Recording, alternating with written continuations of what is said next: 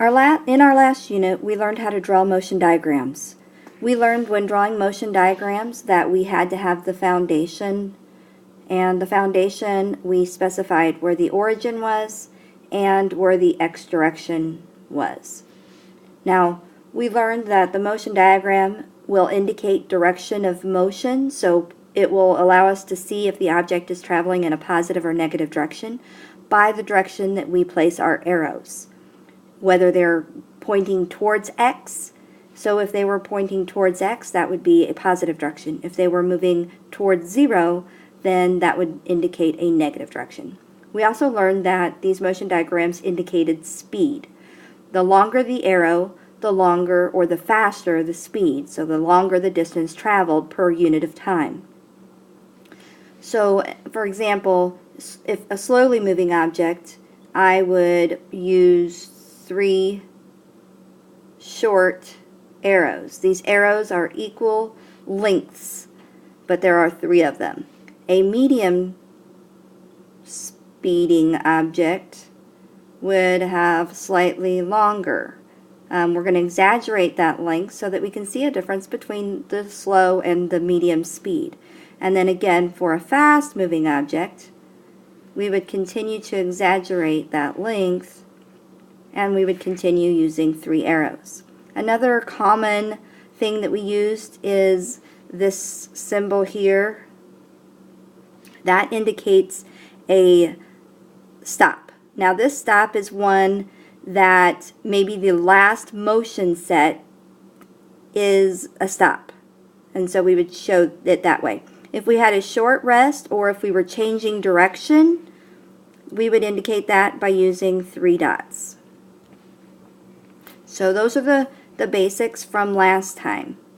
Now, in this unit, we are talking about uniform acceleration. So an object is either going to be increasing its speed or decreasing its speed. We're going to still use 3 arrows to indicate that motion, and we will use the arrow length to indicate whether it is speeding up or slowing down. So if an object was speeding up, we would start with a small arrow, we would get to a medium length arrow, and we would end with a long arrow. This indicates speeding up,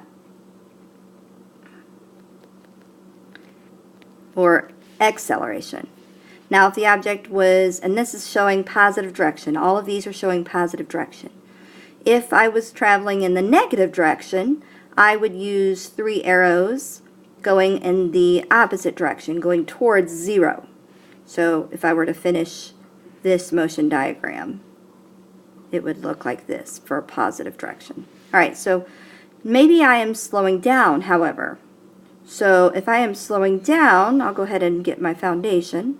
If I was slowing down, I would use 3 arrows again, but now I would start out with a long arrow, and then a medium arrow, and then a small arrow. So that's how we are going to do this. Now I do have a few examples. Alright, so example 1, a car starts from rest and speeds up. The position dots, which are drawn at regular clock clicks, get further and further apart. The distance between the dots increases.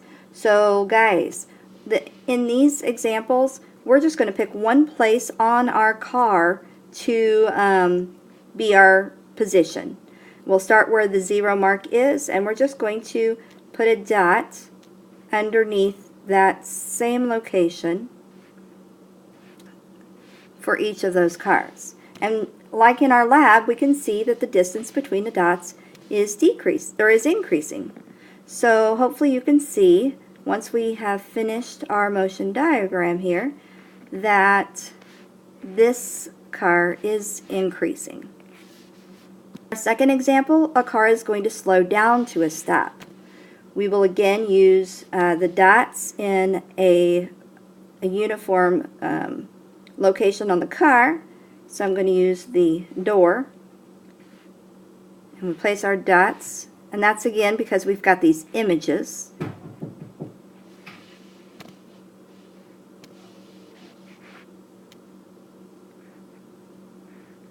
Make your arrows, and this indicates an object that is slowing down.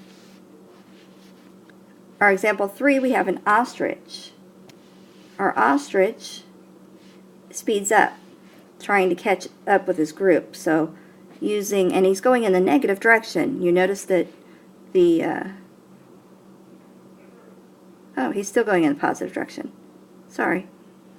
Because he's moving towards X. So he's still moving away from 0. So I'm going to use his front foot as my position, and then make my arrows, and we see that the length of the arrows is increasing.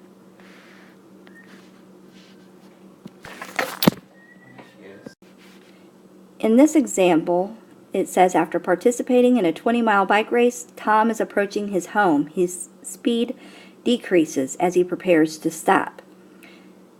Again, this is positive direction because Tom is going towards X. So you see these are very easy to do.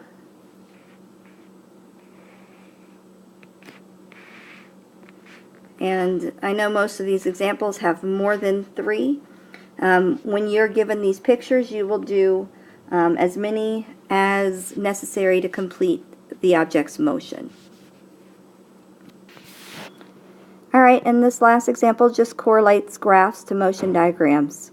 So you see that we have an object traveling in the positive direction. If it was horizontal, we would just lift it vertically for the time being so that we could see how each of these position markers can travel over to our graph. So this is 1 second, 2 second, 3 second. This is 1 second, 2 second, 3 second as far as time is concerned. Although in actuality this graph is showing you a position on the left side. But we just carry these dots over and we get a curved line. So what we're going to see is with an increase or decrease in motion, we get curved lines in our graphs. Thank you, and see you later. Don't forget to ask me if you have any questions.